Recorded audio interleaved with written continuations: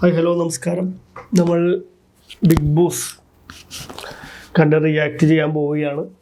ഈ പറഞ്ഞ പോലെ അഖിൽമാരാരുടെ കരച്ചിലാണ് ഇത്ര നേരം നമ്മൾ കണ്ടുകൊണ്ടിരിക്കുന്നത്. കുറച്ച് ദിവസമായിട്ട് ഭയങ്കരമായിട്ട് അഖിൽമാരാർ കരഞ്ഞുകൊണ്ടിരിക്കുകയാണ്. അഖിൽമാരാർ ഒന്നാമത്തെ മുള്ളൻകൊല്ലിയുടെ പ്രശ്നം. അഖിൽമാരാർ അതുപോലെ തന്നെ ബിഗ് ബോസിൽ പോയിരുന്നു, പ്രൊമോഷൻ ചെയ്തിരുന്നു.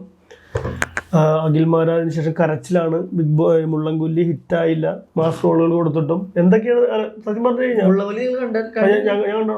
പിന്നെ മുള്ളൻകൊല്ലി ഫസ്റ്റ് ഷോ കൊണ്ടാണ് അഖിൽമാരാരുടെ ഗംഭീര പ്രകടനം കാണാൻ വേണ്ടി ബുള്ളറ്റ് കൊണ്ട് മാത്രം അഭിനയിച്ചുകൊണ്ടിരിക്കുന്ന അഖിൽമാരാർ നമ്മൾ കണ്ടു. അതിമനോഹരമായിരുന്നു അഭിനയം. അതെല്ലാം നമ്മൾ കണ്ടതാണ്. പക്ഷെ എനിക്കതല്ല പ്രശ്നം. അഖിൽമാരാർ എന്തിനാണ് ഒരു മൂവി ഇറങ്ങി, ഫസ്റ്റ് ആരുടെ മൂവി ഇറങ്ങിയാലും അത് എന്തിനാണ് അത് ഇത്രയും വിഷമിക്കേണ്ട കാര്യം? ശരിയാണ്, മൂവി ഇത്ര ഓടിയില്ല. അഖിൽമാരാര ചിലപ്പോൾ ഫ്ലോപ്പായി കഴിഞ്ഞാൽ പോലും എല്ലാ പുതുമുഖ നടന്മാരും ആദ്യമേ തന്നെ അഭിനയിക്കുമ്പോൾ സമയത്ത് അത്യാവശ്യം ട്രോളുകളും കളിയാക്കലുകളും ചിലപ്പോൾ സിനിമ ഹിറ്റാവാതെ വരികയും ചെയ്യും, അല്ലേ?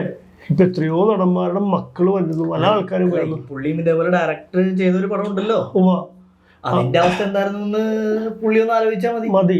അപ്പം എന്തിനാണ് ഇങ്ങനെ ഇരുന്ന് പുള്ളി കരയണേന്ന് എനിക്ക് മനസ്സിലാവുള്ളൂ. അഖിൽമാരാ ഭയങ്കര കരച്ചിലാണ്. എന്തിനാണ് ഇങ്ങനെ കിടന്ന് കരയണേന്നുള്ള കാര്യം ഇപ്പോഴും മനസ്സിലാവുന്നില്ല. കാരണം ഗംഭീര എന്താ പറയുക, ആക്ടേഴ്സും നല്ല ബിജിഎത്തിലും നല്ല മുതൽ മുടക്കിയും വരുന്ന സിനിമകൾ ഈ പറയുന്ന പോലെ ഹിറ്റാവാറില്ല. അതുകൊണ്ട് പരസ്പരം പഴി പറഞ്ഞിട്ട് കാര്യമില്ല. അടുത്ത സിനിമ ചെയ്യുക, വീണ്ടും അടുത്ത സിനിമ ചെയ്യുക. പക്ഷെ അതല്ലാതെ എനിക്ക് ഇത്രയും ആളുകൾ ഓഫർ ഉണ്ടായിരുന്നു, മറ്റവർ ഞാൻ ചെയ്തത് ഇങ്ങനെ ആയാനെ, അല്ലെങ്കിൽ എൻ്റെ നന്ദിയില്ലാത്തവരാണ് എന്നൊക്കെ പറയേണ്ട കാര്യമൊന്നുമില്ല, അല്ലേ? അല്ല, പുള്ളി പറഞ്ഞത് സിനിമയിൽ അഭിനയിക്കാനുള്ള കാരണം വയനാട് ദുരിത ബാധിതർക്ക് വീട് വെച്ചു കൊടുക്കാൻ വേണ്ടിയിട്ട് തലവെച്ചതാണെന്നാണ് പറഞ്ഞത്. അപ്പം വയനാടുകാർക്ക് വീട് വെച്ച് കൊടുത്തോ ഇല്ലയോ എന്നും നമുക്കറിയില്ല. പുള്ളി പ്രൊമോഷൻ ചെയ്ത കാര്യവും ഒക്കെ നമ്മൾ കണ്ടതാണ്. എല്ലാ സാധനവും ചെയ്യുന്നതും പ്രൊമോഷന് ഇല്ല. പ്രൊമോഷൻ ചെയ്തെന്ന് വെച്ചിട്ടുണ്ടെങ്കിൽ ഇതിന്റെ ടീസർ ലോഞ്ചോ ട്രെയിലർ ലോഞ്ചോ ഫോറം മാളിൽ വെച്ച് ഈ പറയുന്ന ഹൈബീഡൻ ഉണ്ടായിരുന്നു, അതുപോലെ തന്നെ നമ്മുടെ ചാണ്ടി ഉമ്മൻ ഉണ്ടായിരുന്നു. എനിക്ക് തോന്നുന്നു പുള്ളി ആയിരിക്കാം, എന്തെങ്കിലും ആയിക്കോട്ടെ. പുള്ളിക്ക് ഒരു നേട്ടമില്ലാത്ത ഒരു കാര്യം പുള്ളി ചെയ്യാറില്ല ഇന്നവരെ. ബിഗ് ബോസ് കണ്ടപ്പോഴും മനസ്സിലായത് എങ്ങനെയാണ്, അതിനുശേഷമായാലും പുള്ളിക്ക് ഒരു സാമ്പത്തിക ലാഭമോ അല്ലെങ്കിൽ പുള്ളിയുടെ ലൈഫിൽ എന്തെങ്കിലും നേട്ടം ഇല്ലാത്തൊരു കാര്യം പുള്ളി ചെയ്യില്ല. അതുകൊണ്ടാണ് ആ ഒരു പരിപാടിക്ക് വന്നത്. അതിനുശേഷം പുള്ളി പ്രൊമോഷൻ ഒന്നും പുള്ളി ചെയ്തിട്ടില്ല. പിന്നെ ഏതൊക്കെയോ ചാനലിൽ 1-2 ഇന്റർവ്യൂസ് പോലെ കൊടുത്തിട്ടുണ്ട്, പിന്നെ ചെറിയ റീൽസ് ചെയ്തിട്ടുണ്ട്.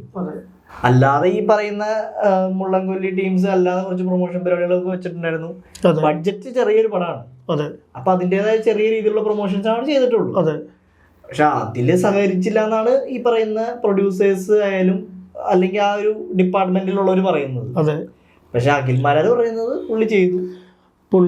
എനിക്ക് വേറെ ഒരു വിരോധാഭാസം, അതായത് പുള്ളി ചെയ്തൊരു കാര്യം എന്ന് വെച്ചാൽ ബിഗ് ബോസിനെ പുള്ളി ഒരുപാട് ചീത്ത പറയായിരുന്നു. പുള്ളി എന്തൊക്കെയാണ് ബിഗ് ബോസിനെ പറഞ്ഞത്. കേറുന്നതിന് മുമ്പും ഒരു ഇന്റർവ്യൂ പറയണത് എന്റെ പട്ടി പോകും ബിഗ് ബോസിൽ എന്ന് പറഞ്ഞു. അതിന് ഭേദം ലുലുമാളിൽ പോയി തുണി അഴിച്ച് കാണിച്ചാൽ മതി എന്നൊക്കെ പറഞ്ഞ ആള് അത് ബിഗ് ബോസിൽ കയറി അപ്പഴിച്ചു, തിരിച്ചു വന്നു. അതിനുശേഷം ശോഭ വിശ്വനാഥിനെതിരെ കേസ് പറഞ്ഞു. അതിനുശേഷം ഇവർ ഒരുമിച്ചാണ് എന്നിട്ട് വീണ്ടും ബിഗ് ബോസിലേക്ക് പോകുന്നത്.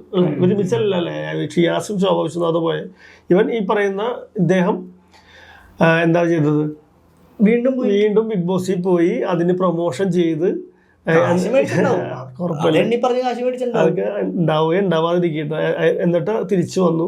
എന്നിട്ട് വീണ്ടും ഇരുന്ന് കരച്ചിലാണ്. എന്നിട്ട് വന്ന് ലക്ഷ്മിക്ക് വേണ്ട ഉദ്ദേശങ്ങൾ കൊടുത്തു തോന്നുന്നു. അതായത് കുടുംബസ്ത്രീകൾക്ക് വേണ്ടി കളിക്കണമെന്നൊക്കെ വിചാരിച്ച് കൊടുത്തിട്ടുണ്ടാവുമായിരിക്കാം ആരെങ്കിലുമൊക്കെ. എന്നിട്ടും ഇരുന്ന് കരച്ചിൽ. എനിക്ക് പറയുന്നുണ്ടായിരുന്നു, യൂട്യൂബിൽ നിന്ന് ഫേസ്ബുക്കിൽ നിന്ന് മാസം 6 ലക്ഷം രൂപ വരെ വരുമാനം ഉണ്ടാക്കാൻ പറ്റുന്ന എനിക്ക് ഇതേപോലെ സിനിമകൾ ചെയ്യണ്ട, ഡയറക്റ്റ് ചെയ്യാൻ അങ്ങനെയല്ല പുള്ളി പറഞ്ഞു. പുള്ളിക്ക് നടനാവണമെന്ന് ആഗ്രഹം ഉണ്ടായിരുന്നു എന്നൊക്കെയാണ് ഞാൻ കേട്ടേക്കണത്. ഇപ്പൊ അത് അങ്ങനെയൊന്നും ആയിരിക്കില്ലായിരിക്കും. പക്ഷെ ഇത്രയും ഈ പറയുന്ന എന്താ പറയാ, അഖിൽമാരാറിന്റെ കരച്ചിൽ എപ്പോ നിൽക്കും എന്നുള്ള കാര്യമാണ് ഇപ്പൊ മനസ്സിലാവാത്തത്. അതിനുശേഷം ഈ പറയുന്ന പോലെ ഇനിയിപ്പോ MLA ആവാൻ വേണ്ടി മത്സരിക്കാൻ പോവുകയാണോ, അതിലും തോറ്റു കഴിഞ്ഞാൽ അതിലും കരയുമായിരുന്നു. അതിന് 6 വർഷം കാശുണ്ടാക്കിയിട്ടുണ്ടല്ലോ. കാശുണ്ടാക്കി ജയിക്കണമെന്നുണ്ടോ? കാശറിഞ്ഞ് കുറച്ച് വോട്ട് പിടിക്കാമല്ലോ.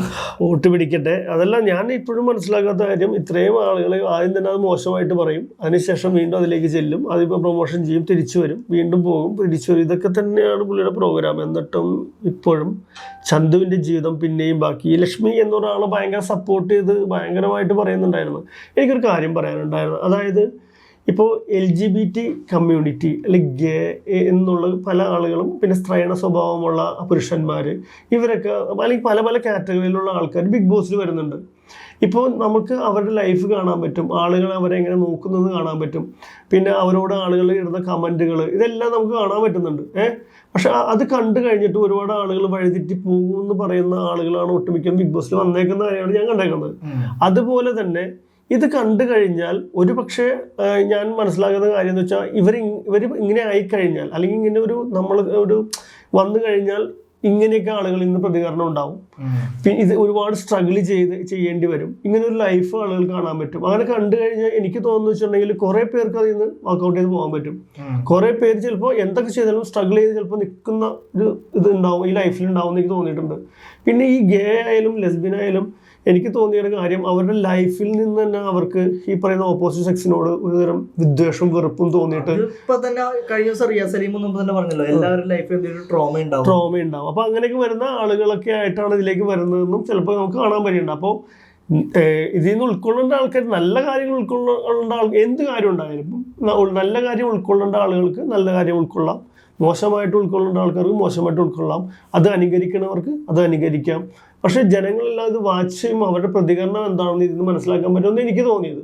പിന്നെ ആളുകളുടെ മനസ്സ് ഈ പറയുന്ന പോലെ എന്താണ് ഇതായി പോകില്ലേ, എന്താ പറയുക, ഭയങ്കര ഒട്ടും കട്ടിയില്ലാതെ അങ്ങനെയൊക്കെ പോകുന്നു എന്ന് പറയുന്നതിലൂടെ എനിക്ക് യോജിപ്പില്ല. പിന്നെ ഈ പറയുന്നത് എന്താ പറയുക, ഇത് കണ്ടിട്ട് മനസ്സൊട്ടും ഭയങ്കര സെൻസിറ്റീവായിട്ട് നമുക്ക് പിടിച്ചു നിൽക്കാൻ പറ്റില്ല. പ്രശ്നം വന്നു കഴിഞ്ഞാൽ പിടിച്ചു നിൽക്കാൻ പറ്റില്ല. ബിഗ് ബോസ് വന്നു കഴിഞ്ഞാൽ അത് കണ്ടു കഴിഞ്ഞാൽ അതിൽ അത് പറയുന്ന രീതി കണ്ടു കഴിഞ്ഞാൽ അങ്ങനെയൊക്കെ എനിക്കൊരു തോന്നൽ, അങ്ങനെയൊന്നും ഉണ്ടാവില്ലെന്ന് എനിക്ക് തോന്നിയിട്ടുണ്ട്. അതാണ് എനിക്ക് പറയാനുള്ളത്. ചിലവരുടെ ലൈഫിൽ നടന്ന സംഭവങ്ങൾ ചിലപ്പോൾ ചിലർക്ക് അക്സെപ്റ്റ് ചെയ്യാൻ പറ്റില്ല, അങ്ങനെ വരാം. അപ്പോൾ ഇതൊക്കെയാണ് കാര്യങ്ങൾ. അപ്പോൾ പിന്നെ ലക്ഷ്മി എന്ന് പറയുന്ന കണ്ടസ്റ്റന്റ് പറഞ്ഞ പ്രോഗ്രാം, അതൊക്കെ എനിക്ക് സത്യം പറഞ്ഞാൽ ലക്ഷ്മിയുടെ ഫസ്റ്റ് വന്നപ്പോൾ തോന്നുകയുള്ള ആറ്റിറ്റ്യൂഡ് എനിക്ക് ഇഷ്ടപ്പെട്ടിട്ടേ ഇല്ല. കാരണം എന്ന് വെച്ചാൽ ആറ്റിറ്റ്യൂഡ് ഞാൻ പറഞ്ഞിരിക്കും. നമ്മൾ ആറ്റിറ്റ്യൂഡ് ഞാൻ പറയാം, ചിലവരുടെ ആറ്റിറ്റ്യൂഡ് ഭയങ്കര ഇഷ്ടമായിരിക്കും. അവർ പറയുന്ന ആറ്റിറ്റ്യൂഡ് ഇട്ടിട്ടുണ്ടെങ്കിലും അവർ പറയുന്ന കാര്യങ്ങൾ ഒരു വെറുത്തുണ്ടാവും, ഒരു ഇതുണ്ടാവും. അതെനിക്ക് തോന്നിയില്ല. താങ്കൾക്ക് ലക്ഷ്മി എന്ന് പറഞ്ഞവർക്ക് ഒരു കണ്ടസ്റ്റന്റോട് എനിക്ക് കുറച്ച് ആറ്റിറ്റ്യൂഡാണ്, കുറച്ച് ഷോവനിസ്റ്റ് ആണ്. ഞാൻ ഭയങ്കര എന്താ പറയാ, ഞാൻ എല്ലാത്തിനും മേലെ, അതായത് അവിടെ ഉള്ളവരെല്ലാവരെക്കാളും ഒരു ജാതി ഭയങ്കര ജാതി വേർതിരിവ് പറയില്ലേ, അതേപോലെ ഞാൻ ഭയങ്കര ഒരു എല്ലാം തികഞ്ഞ ഒരാൾ എന്നുള്ള രീതിയിൽ എനിക്ക് തോന്നിയത്. അതെ, എനിക്ക് എല്ലാത്തിനെ കുറിച്ച് എല്ലാം അറിയാം. അതാണ് ഞാൻ ഒരു ഇതാണ്.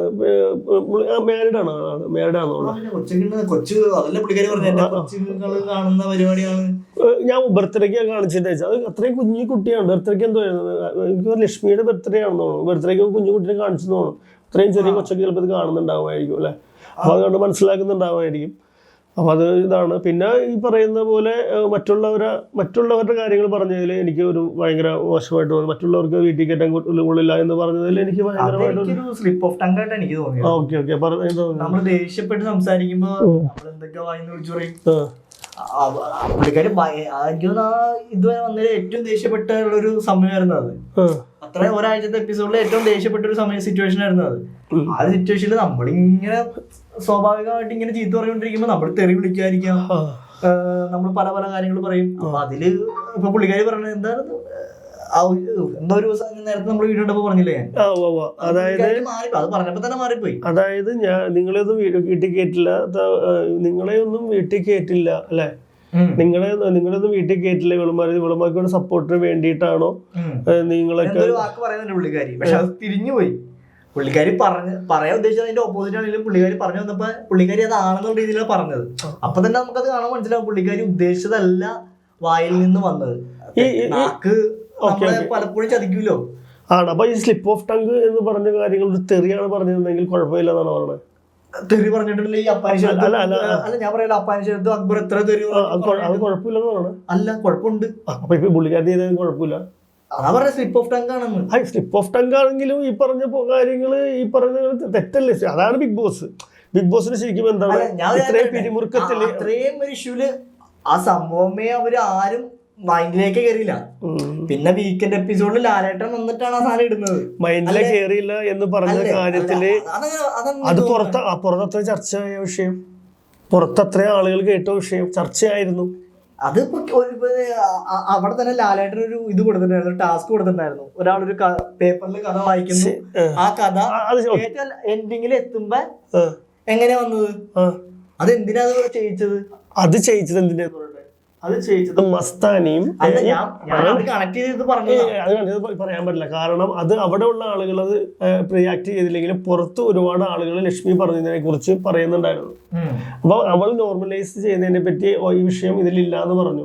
പക്ഷെ പുറത്തുള്ള ഒരുപാട് ആളുകൾ ഇതിനെപ്പറ്റി ചർച്ച ചെയ്തപ്പോൾ ബിഗ് ബോസിനെ കണ്ടന്റ് പുറത്തേക്ക് വിടണമെന്നാണ് ഞാൻ ഇന്ന് മുൻഷി രഞ്ജിത്തിനെ കണ്ടിരുന്നു. അപ്പോൾ ബിഗ് ബോസിന് കണ്ടന്റ് പുറത്തേക്ക് വിടണം, അത് ഓൾറെഡി ഇങ്ങനെ ചർച്ച ചെയ്യപ്പെട്ടു, അത് സംസാരിച്ചു. അപ്പൊ ഞാൻ പറഞ്ഞ കാര്യം എന്ന് വെച്ചാൽ അങ്ങനെയാണെങ്കിൽ ഇത് സംഭവിച്ച കാര്യം എന്ന് വെച്ചിട്ടുണ്ടെങ്കിൽ നമ്മുടെ അനുമോളില്ലേ, അനുമോള് ജിസയിലും ഹാരനും ബെഡിന്റെ ഇടയിൽ കിസ് ചെയ്തെന്നുള്ള ഒരു സംഭവം പറഞ്ഞിരുന്നു. അവൾ കണ്ടെന്ന് പറഞ്ഞു. ഓക്കെ, ആരും കണ്ടിട്ടില്ല, ക്യാമറയിലും കിട്ടിയിട്ടില്ലാത്ത കാര്യം ജിസയില് മറിച്ചിട്ടേക്കാണ്, അതുകൊണ്ടാണ് കാണാത്തത്. അപ്പൊ ആ മറിച്ചിട്ട കാര്യം ഈ അനുമോൾ എങ്ങനെ കണ്ടു? എന്തൊക്കെയാണോ ശരി, ഒരാൾ കിസ് ചെയ്തെന്ന് വെച്ചാൽ എന്താ കുഴപ്പം? അല്ല, എനിക്കറിയാം, ഞാൻ ചോദിക്കണം, ഒരാള് ബിഗ് ബോസിൽ കിസ് ചെയ്തു, എന്താണ് കുഴപ്പമുള്ളത്? എനിക്ക് അതിൽ വലിയ ഇതായിട്ട് തോന്നിയില്ല. ആരും ആയിക്കോട്ടെ, അവർക്ക് അതാണ് ഞാൻ അതാണ് ഈ പറയുന്ന മറ്റേ ഇന്ന് പറയുന്ന സദാചാരം. അനുമോള് ഓൾറെഡി ഈ പറയുന്ന ഇവരുടെ അടുത്തൊക്കെ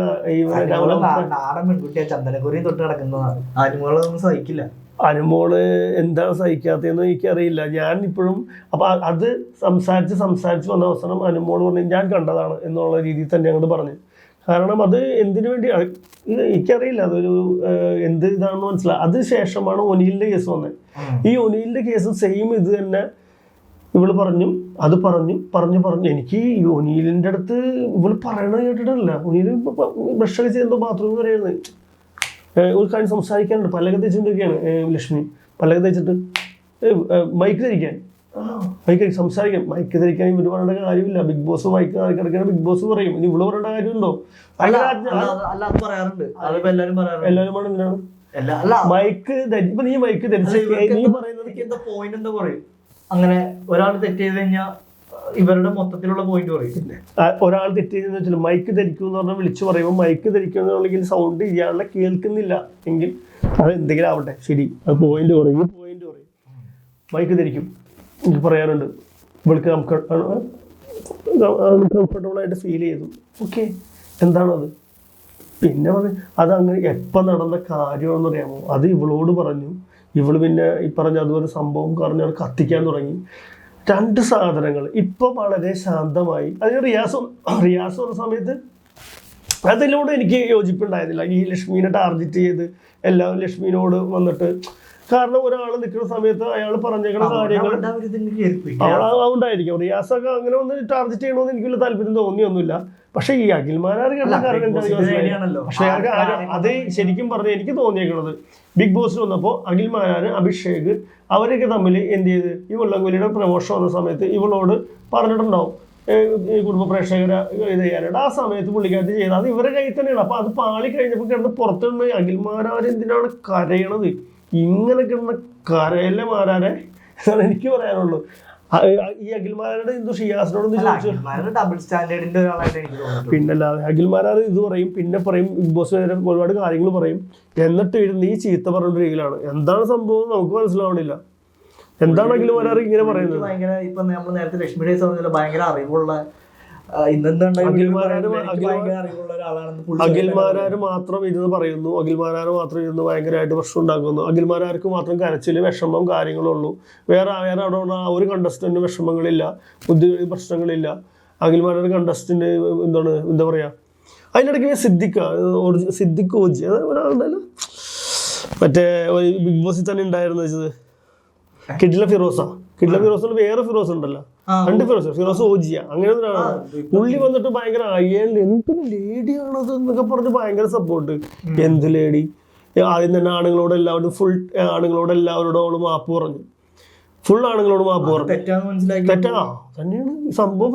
അതായത് എന്നിട്ട് ചോദിച്ചു. പക്ഷേ വേറെ കാര്യം ഇപ്പം ഞാൻ പറഞ്ഞ കാര്യം എന്ന് വെച്ചിട്ടുണ്ടെങ്കിൽ, അതായത് മറ്റുള്ളവരുടെ വീട്ടിൽ അത് തെറ്റാണെന്ന് അവൾ പറഞ്ഞു. പക്ഷെ അവളെ ഇപ്പോഴും നിൽക്കുന്ന സ്റ്റാൻഡ് എന്താണെന്ന് വെച്ച് കഴിഞ്ഞിട്ടുണ്ടെങ്കിൽ, അത് നോർമലൈസ് ചെയ്യുന്നതിനോട് എനിക്ക് താല്പര്യമില്ല. എൻ്റെ മക്കളൊക്കെ ഈ ഷോ കാണുന്നുണ്ട്. അപ്പോൾ ലാലേട്ടൻ പറഞ്ഞു അത്, നിങ്ങളുടെ വീട്ടിൽ നിങ്ങളുടെ മക്കൾ എൻ്റെ വീട്ടിൽ കയറ്റില്ല, നിങ്ങളുടെ വീട്ടിൽ നിങ്ങളുടെ മക്കൾ ആണെങ്കിൽ ഓക്കെ, നോ പ്രോബ്ലം എന്നാണ് പറഞ്ഞത്. അപ്പോൾ അതൊക്കെ നമ്മൾ കണ്ടിരുന്ന കാര്യമാണ്. അപ്പോൾ ഈ പറയുന്ന പുതിയതിൽ ഇപ്പം നിവിനും ഷാനവാസുമായിട്ട് വിഷയമായി. അത് അറിഞ്ഞിരുന്നു എന്താ കേസെന്ന്? എന്തോ മോശമായിട്ട് ആരോട് പെരുമാറി എന്നുള്ള രീതിയിലാണ് സംസാരിക്കുന്നത്. ആരോടാണ് എന്താണെന്നുള്ള ഡീറ്റെയിൽസ് ഒക്കെ വരുന്നുണ്ട്. സംസാരിക്കുന്ന ചോദ്യം ഇതൊക്കെ എന്തായാലും ഇതിൻ്റെ അകത്ത് അറിയാൻ പറ്റും. അപ്പം അങ്ങനെ കുറേ കാര്യങ്ങൾ ഇപ്പോൾ നടന്നുകൊണ്ടിരിക്കുകയാണ്. ഇപ്പോൾ നടക്കത്തിന് അത് കഴിഞ്ഞിട്ട് പിന്നെ വന്നത് ആര്യനും റെന ഫാത്തിമയും തമ്മിലുള്ള ഒരു ബെഡ് ഇഷ്യൂ വന്നു. അതും ഇതൊക്കെ ഈ പറഞ്ഞ പോലെ നോർമലൈസ് അല്ല, ഭയങ്കര പ്രശ്നങ്ങളാണ്, മറ്റാണ് മറിച്ചാന്നുള്ള രീതിയിലാണ് ഈ വന്നുകൊണ്ടിരിക്കുന്നത്.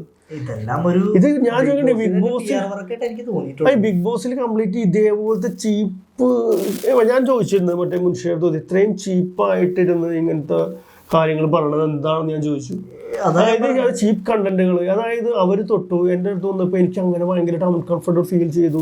ഇതുവരെയായിട്ടും ഈ കഴിഞ്ഞ വീക്കെൻഡ് വരെ ഇതേപോലത്തെ ഒരു മോശം സംഭവങ്ങൾ ഉണ്ടായിട്ടില്ല. ടച്ച് ചെയ്തു അല്ലെങ്കിൽ ഇവിടെ കയറിയിരുന്നു, സദാചാരം മറ്റത് മറിച്ചത് ഒന്നും ഉണ്ടായിരുന്നില്ല. ഈ പ്രാവശ്യം എന്തുകൊണ്ടാണ് ഏറ്റവും മോശം എന്നുള്ളത് മനസ്സിലാക്കണം എന്നുള്ളതാണ്. അല്ല ഞാൻ ഇത് വന്നു. അത് കഴിഞ്ഞിട്ടാണ് ഷാനവാസിന്റെ നെവിന്റെയും കേസ് വരുന്നത്. മൊത്തത്തിൽ അതുപോലത്തെ സാധനം പിടിക്കണം എല്ലാവരും അത് തന്നെ. ഷോക്കായി പോയി തന്നെ ഫാത്തിമയ്ക്ക് ഭയങ്കരമായിട്ട് ചർച്ച ചെയ്യപ്പെടുന്നുണ്ടെന്ന് മനസ്സിലായി. അതായിരിക്കും അപ്പൊ അതായിരിക്കും ചിലപ്പോൾ അതുകൊണ്ടായി അത് ഭയങ്കരമായിട്ട് ചർച്ച ചെയ്യപ്പെടുന്നതുകൊണ്ടായിരിക്കും ഇപ്പൊ എല്ലാവരും ആ സാധനം തന്നെ പിടിച്ചുകൊണ്ടിരിക്കുന്നത്. എന്ത് കാലം അങ്ങനെയാണെങ്കിൽ ബിഗ് ബോസിന്റെ ഒരു നിലവാരം എന്നുള്ള സാധനം പോകുമ്പോൾ അത് ഭയങ്കരമായിട്ട് കുറയാൻ ചാൻസ് ഉള്ളതാണ്. അതെ, ഭയങ്കരമായിട്ട് നെഗറ്റീവ് ആയല്ലോ ബിഗ് ബോസ് സീസൺ 7 ഭയങ്കര നെഗറ്റീവാണ്. നെഗറ്റീവ് ആണെങ്കിൽ പോലും ഈ പറയുന്ന പോലെ ഒരു ഇതില്ല കേട്ടോ, ഒരു എന്താ പറയാ കണ്ടന്റ്. പക്ഷെ നല്ല കണ്ടസ്റ്റന്റും വളരെ. പിന്നെ അനീഷ് ഞാൻ ആദ്യം വന്നപ്പോൾ എല്ലാവരും പറഞ്ഞു അനീഷ് എന്താണ്. പക്ഷെ പിന്നീട് അദ്ദേഹത്തിന്റെ ഗെയിമൊക്കെ ഉണ്ടപ്പോൾ ഞാൻ വിചാരിച്ചത് അനീഷ് അത്യാവശ്യം നല്ലൊരു ഗെയിമറാണ്, അത് കുഴപ്പമില്ലാതെ മുന്നോട്ട് പോകുന്നതാണ് വിചാരിച്ചത്. പക്ഷെ അനീഷ് ആ പഴയ ഇത് തന്നെ, വേറെ അതിൽ അപ്പുറത്തേക്കും ഇല്ല ഇപ്പുറത്തേക്കും ഇല്ല. ആരുടെ പരിപാടിയിൽ പിന്നെ ഇപ്പോൾ ഷാനവാസായിട്ടൊരു കൂടി ചേർന്നിട്ട് ഗെയിമല്ല, ആ ഒരു ഫ്രണ്ടാണെന്നുള്ള രീതിയിൽ ആ ഷാനവാസായിട്ടൊരു കൂട്ടവും കാര്യങ്ങളൊക്കെ ഉണ്ടെങ്കിൽ പോലും അതും ഈ പറഞ്ഞ പോലെ അനീഷൊക്കെ ആകെ ഇതായി. ഒരു സ്ട്രോങ് ഷാനവാസ് വിജയിക്കുക എന്നുള്ളത് എന്താണെന്ന് എനിക്ക് മനസ്സിലാവുന്നില്ല. എന്ത് വിജയമാണ് അതിൽ വരുന്നത്? ഷാനവാസ് എൻ്റെ ഫ്രണ്ടാക്കും. പക്ഷെ അനീഷിന്റെ ഒരു ഗുണം എന്ന് വെച്ചാൽ അനീഷിന് വേറെ കണ്ടന്റുകളില്ലെന്ന്. ഇപ്പൊ അനീഷ് കാലത്തെ വരുന്നു കിച്ചന്റെ അവിടെ കിടന്നുകൊണ്ട് ഒച്ചപ്പെടുക അത്രമേൽ തന്നെ എന്നൊക്കെ പറഞ്ഞ് കുറേ. പിന്നെ ഈ അനീഷ് എന്ന് പറഞ്ഞവൻ നികൃഷ്ട ജീവി ഇങ്ങനെയൊക്കെ പറഞ്ഞ് ഒരുപാട് പേര് വിളിച്ചിട്ടുണ്ട്. അപ്പൊ ഇത് ക്ലാപ്പണ്ണ് എന്തോ വിളിച്ചെന്നും പറഞ്ഞിട്ട് അനീഷ് ഇതുപോലെ തന്നെ പ്രശ്നങ്ങൾ ഉണ്ടാകുന്നുണ്ടായിരുന്നു. ഇതൊക്കെ ഈ പറയുന്ന എന്തായിരിക്കും ഇതിന്റെ അവസ്ഥ എന്നുള്ള കാര്യങ്ങളൊക്കെ നോക്കിക്കാണേണ്ട ഒരു കാര്യം തന്നെയാണ്. ഇതിലിപ്പോ സത്യം പറഞ്ഞ ഒരു നല്ലൊരു കണ്ടസ്റ്റന്റ് ഇപ്പൊ ഈ പറയുന്ന പോലെ ജിസൈലിന് പോലും ഇപ്പൊ നെഗറ്റീവ് വന്നു തുടങ്ങി. ഫുഡിന്റെ കേസിൽ കൊടുക്കുന്നില്ല എന്നില്ല. നല്ലൊരു കണ്ടസ്റ്റന്റ് ഇല്ല. ഇപ്പൊ സാബുമാൻ എന്ന് പറഞ്ഞ പയ്യൻ കുഴപ്പം. പക്ഷെ അവന് ഈ പറയുന്ന പോലെ കണ്ടന്റ് ഒന്നും ചെയ്യാൻ പറ്റുന്നില്ല. അനുമോളാണെങ്കിൽ ഭയങ്കര നെഗറ്റീവ്, എനിക്ക് ഫീൽ ചെയ്തത് ഭയങ്കര നെഗറ്റീവായിട്ടാണ്. കാരണം പക്ഷെ പറയാൻ പറ്റില്ല, ബിഗ് ബോസിൽ അങ്ങനെ നിൽക്കാൻ പറ്റില്ലായിരിക്കാം. ഈ പറഞ്ഞ പോലെ എന്താണ് ശരി ഏതാണ് ശരി അവിടെ നടക്കുന്ന കാര്യങ്ങൾ മുഴുവൻ നമുക്ക് പെട്ടെന്ന് കാണാൻ പറ്റില്ലായിരിക്കും. ഭക്ഷണം ഉണ്ടായിക്കൊണ്ടിരിക്കുമ്പോ ഈ നൂറല്ല അതിലൊന്നും ഉപ്പിട്ടില്ലേ? ഉപ്പിട്ട് അതെന്ത് മോശം. അത് മോശം എന്ന് വെച്ചിട്ടുണ്ടെങ്കിൽ അവർക്ക് അങ്ങനത്തെ, അതായത് എനിക്ക് തോന്നുന്നു അത് ഈ പറയുന്ന ഗെയിമിന്റെ സ്ട്രാറ്റജിയാണ്. അതായത് അത് 5 സ്റ്റാർ ഹോട്ടലിൽ ഓണറുടെ മകളാണ് പുള്ളിക്കാരി. എന്തെങ്കിലും ഗെയിമാണത്. ഗെയിമാണെന്ന് പറഞ്ഞാൽ ഭക്ഷണത്തിന് കിടന്ന് ഗെയിം കളിക്കുന്നതിലൂടെ എനിക്ക് അത് ശരിക്കും പറഞ്ഞാൽ അത് നീ ഗെയിം കണ്ടു കഴിഞ്ഞാൽ മനസ്സിലാവുള്ളൂ. കാരണം ഹോട്ടലിൽ ആര്യൻ ഈ പറയുന്ന നോറയുടെ ആദിലയുടെ കാമുകൻ, അതായത് മോണയുടെ മകളുടെ കാമുകനാണ് ആര്യൻ. അപ്പൊ ആര്യന് കുറെ വെറുപ്പിക്കലുണ്ടായിരുന്നു, ഭയങ്കരമായിട്ട് മോന്തടിച്ച് വിളിക്കുന്നു പറഞ്ഞിട്ടുണ്ടെങ്കിൽ അത് ഗെയിമിന്റെ ഇതാണ്, ഗെയിം ഇതായിട്ടാണ് അവരോട് ചെയ്തത്.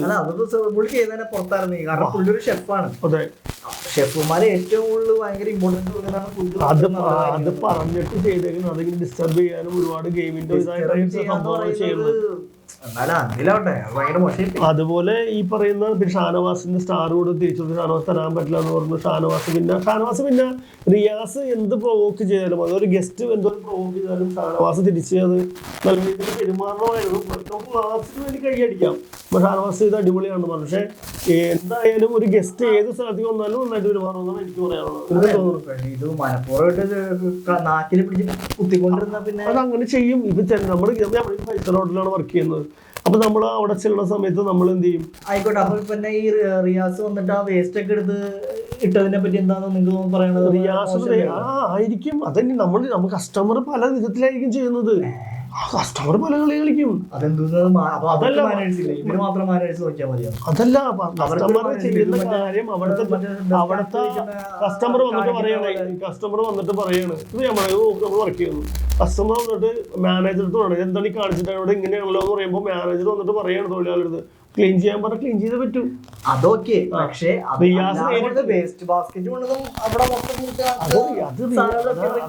അതാണ് കസ്റ്റമർ. നീ ഇപ്പം കസ്റ്റമറായിട്ട് കാണും, കസ്റ്റമറാണ് അത് ചെയ്യുന്നത്. ആരെ പ്രവൃത്തി അത് കഴിയുമ്പോൾ അതായത് ഈ റിയാസ് അവിടെ എനിക്ക് തോന്നുന്നു റിയാസിൽ വന്ന് ബിഗ് ബോസിനോട് ചെല്ലുമ്പോൾ റിയാസിന്റെ കാര്യങ്ങൾക്ക് ഒരുപാട് സ്ട്രാറ്റജി ഉണ്ട്.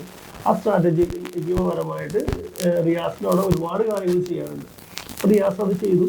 അങ്ങനെ വരുമ്പോൾ ഈ കാര്യങ്ങൾ അവിടെ നടക്കും എന്നുള്ള സംഭവമാണ് എനിക്ക് തോന്നിയത്. അതാണ് അവിടെ നടന്ന കാര്യങ്ങൾ. അപ്പോൾ റിയാസ് അത് ചെയ്യും. ആ ടാസ്ക് റിയാസ് ഈ പറഞ്ഞ പോലെ ഇവരെ കൊണ്ട് മറ്റേ കണ്ണാൻ തുമ്പി പോരാമെന്നുള്ള പാട്ട് പാടിപ്പിക്കണമായിരുന്നു. പിന്നെ ഈ പറയുന്ന സെൽഫി എടുപ്പിക്കണമായിരുന്നു. അങ്ങനെ 3-4 കാര്യങ്ങളുണ്ടായിരുന്നു. ഇന്ന് രാത്രിയോടെ പിറ്റേ ദിവസം മോർണിംഗ് എന്തോ സമയം വരെ ഈവനിങ് വരെ ആയിട്ടാണോ അതിന് മുമ്പായിട്ട് അവൻ ഒരു ടാസ്കിൽ അവൻ പാളിപ്പോയി. ആ ടാസ്കിൽ അവൻ ചെയ്തില്ല, എന്തോ ടൈമിനുള്ളിൽ ചേർന്നില്ല.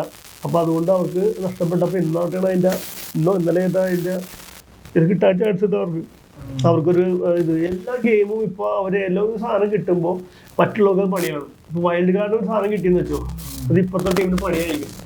അതെന്താണ് സംഭവം എന്ന് പറയാൻ പറ്റില്ല. അതിന് സാധനം കിട്ടുമ്പോൾ അതിനൊപ്പം ഒരു പണി ഉണ്ടാവും എന്നുള്ള രീതിയിലാണ് ഇപ്പം അങ്ങനെയാണ് ഗെയിം പോയിക്കൊണ്ടിരിക്കുന്നത്. ഗെയിമിൻ്റെ കാര്യങ്ങൾ കുഴപ്പമില്ല. പക്ഷെ കണ്ടസ്റ്റന്റ് എന്താണ് സംഭവിച്ചത്? എല്ലാ പ്രാവശ്യം പോകുമ്പോഴും ഇപ്പൊ എത്ര സംഭവിച്ചതോടാ ഞാൻ ആ മസ്താനിയെ കയറിയപ്പോ അത്യാവശ്യം ഗെയിം ഒന്ന് ടൈറ്റ് ആവും വിചാരിച്ചു. മസ്താനി വന്നിട്ട് വെറുതെ കൂതറ കളി കളിച്ചു, അലമ്പ് കളിയാണ് നമ്മൾ കളിച്ചത്. അത് അത്രയും മോശമായിട്ട് അത് ചെയ്യുമെന്ന് എനിക്ക് പ്രതീക്ഷിച്ചില്ല. കാരണം മസ്താനി ആ ചെയ്തിട്ട് അവിടെ നിൽക്കുകയല്ല, പിന്നെയും മുങ്ങിയേക്കാണല്ലോ. പുള്ളിക്കാരി ഫുൾ എപ്പിസോഡ് കണ്ടിട്ട് വരുമെന്ന് പറഞ്ഞിട്ട് പോയിട്ടുണ്ട്. മൊത്തം മീഡിയക്കാരോടും വലിയ പോയിട്ടുണ്ട്. അത് സമയത്ത് പോകുന്നല്ലേ. അതല്ലെന്ന് മസ്താനി വന്നിട്ട് ഈ പറഞ്ഞ പരിസരത്ത് ഇറങ്ങിപ്പോയ സമയത്തൊക്കെ ഒരാള് ഇറങ്ങിപ്പോകുന്നു. ആ സമയത്തൊക്കെ അത് ശരിക്കും നമുക്ക് ഇതാവും. കാരണം അത്രയും നാൾ ഉറങ്ങിക്കിടന്ന ഒരു ബിഗ് ബോസ് ഉണ്ട്. മസ്താനി വന്നപ്പോൾ സമയത്ത് ശരിക്കും പറഞ്ഞാൽ പവറായി വന്നതാണ്. പക്ഷെ മസ്താനി വീണ്ടും ആ നെഗറ്റീവ് ഗെയിം തന്നെയാണ് പറഞ്ഞത്. ഇപ്പൊ അതാണ് ഈ ചീപ്പ് ഗെയിമാണ് മസ്താനി കളിച്ചത്. ചീപ്പ് ഗെയിം എന്ന് വെച്ചിട്ടുണ്ടെങ്കിൽ അത് ഒരു പ്രാവശ്യം ചെയ്തിട്ട് ഇൻസ്റ്റയില് പുള്ളിക്കാരുടെ വീഡിയോസ് കിട്ടുന്നുണ്ടായിരുന്നു. ഇല്ല മസ്താനിയുടെ RJBC ഔട്ടായതിനു ശേഷം മസ്താനി ഇന്റർവ്യൂ എടുക്കുന്നുണ്ടായിരുന്നു. അപ്പൊ ഒരുപാട് പ്രൊവോക്ക് ചെയ്തു മസ്താനി RJBC. അപ്പൊ RJBC ഇൻസ്റ്റയില് ഇവിടെ ഇറങ്ങിയതിന്റെയും അല്ലാത്ത കുറെ കട്ടിങ്സ് ക്ലിപ്പിങ്സ് ഒക്കെ വെച്ചിട്ട് മസ്താനിനെ നല്ല രീതിയിൽ ട്രോൾ ചെയ്ത് ഏരിക്കും. അത് അടിപൊളിയായിരുന്നു. അതെല്ലാവർക്കും ഈ പറഞ്ഞ പോലെ ഈ പറയുന്നത് നമുക്ക് നോക്കാം. ഇപ്പൊ ഈ പറഞ്ഞ പോലെ എന്താണ് ഇപ്പൊ ഈ പിന്നെ ഒനിയില് ഈ ലക്ഷ്മിന് എല്ലാവരുടെ മുമ്പിൽ വെച്ച് എല്ലാ ആളുകൾക്കും വേണ്ടിയിട്ട് ഞാൻ മാപ്പ് പറയിപ്പിച്ചു. അതിലെന്തോ എനിക്ക് അത്ര നല്ലതായിട്ട് തോന്നിയില്ല. കാരണം എന്തിനാണ് സംഭവം പുള്ളി കയറി പിടിച്ചിട്ടുണ്ട് മീൻസ് വട്ടം പിടിച്ചിട്ടുണ്ട്, ദേഹത്ത് കൈ വെച്ചിട്ടുണ്ട്. ഇല്ലേ, ദേഹത്ത് കൈ വെച്ചില്ലെങ്കിൽ നിങ്ങൾ ഈ പറയുന്ന രീതിയിൽ ദേഹത്ത് കൈ വെച്ചിട്ടുണ്ടോ? അതെ, ഇങ്ങനെ വട്ടം പിടിച്ചു. അപ്പൊ വട്ടം പിടിച്ചു. അപ്പൊ പിടിക്കാതെ ഇരുന്നിരുന്നെങ്കിൽ ഞാൻ ഈ പറയുന്നതിൽ ഞാൻ പുള്ളി ഫുൾ ആണുങ്ങളോട് മാപ്പ് പറയിപ്പിച്ചതിലാണ് ഞാൻ യോജിക്കുക. അത് ശരി, ഓക്കെ. മസ്താനി സമയത്ത് ടച്ച് പിടിച്ചു, ഓക്കെ. അത് മസ്താനിക്ക് ആ സമയത്ത് പ്രശ്നമായില്ല. പിന്നീട് ഈ പറഞ്ഞ പോലെ പ്രശ്നമായി. എന്നിട്ട് ഇപ്പം നീയും ഞാനായിട്ടൊരു വിഷയം ഇവിടെ നമ്മൾ രണ്ടുപേരേ ഉള്ളൂ. ഇക്കാര്യം വണ്ടി ഓടിക്കുന്ന കാർത്തി വന്നിട്ട് ചോദിക്കുകയാണ്, നിന്നോട് ചോദിക്കുകയാണ്, ശരിയായി ചോദിക്കുമ്പോൾ എന്തായിരിക്കും എൻ്റെ സ്ഥിതി? അല്ല, ഞാൻ ചോദിക്കട്ടെ, അത് ബോധമുള്ള ഒരാള് സ്വന്തമായിട്ട് തീരുമാനം എടുക്കണമായിരുന്നു. അത്രേ ഉള്ളൂ. അതാണ്. അപ്പൊ അവൻ എന്ത് സാധനം വന്നാലും മസ്താനി ഇത്രയും സംസാരശേഷിയും അതുള്ള മസ്താനി അപ്പോ ഡയറക്റ്റ് ചോദിക്കാതെ അത് ബാഡ് ഫീലിംഗ് എന്നുള്ള രീതിയിൽ അതിനുശേഷം ഇവള് വന്നിട്ട് ഈ കണ്ടന്റ് പുറത്തു പോകരുതെന്ന് പറഞ്ഞു. മസ്താനി വന്നിട്ട് ഇതിന്റെ ക്യാമറ ഫ്രണ്ടിൽ വന്നിട്ട് അത് പുറത്തു പോകരുത് എന്നൊക്കെ പറഞ്ഞു. അപ്പൊ മനസ്സിലായില്ലേ? അപ്പൊ പിന്നെ ഈ പറയുന്നത് നമ്മളൊക്കെ പൊട്ടന്മാരാ, എന്താ ഞങ്ങൾ പൊട്ടരാ എന്നുള്ള സാധനമാണ് വന്നത്. ഇതൊക്കെയാണ് നമുക്ക് പറയാനുള്ളത്. എന്തായാലും ഈ പ്രാവശ്യത്തെ സാറ്റർഡേ, നാളത്തെ ഇത് കഴിഞ്ഞിട്ട് അതിന്റെ ബാക്കിയുള്ള ഇന്ന് നാളെ നമ്മൾ ഇതിനെ കുറിച്ച് റിയാക്ട് ചെയ്യുന്നതായിരിക്കും. അപ്പൊ അതുവരെ എന്തായാലും നമുക്ക് കാണാം. Okay, thank you.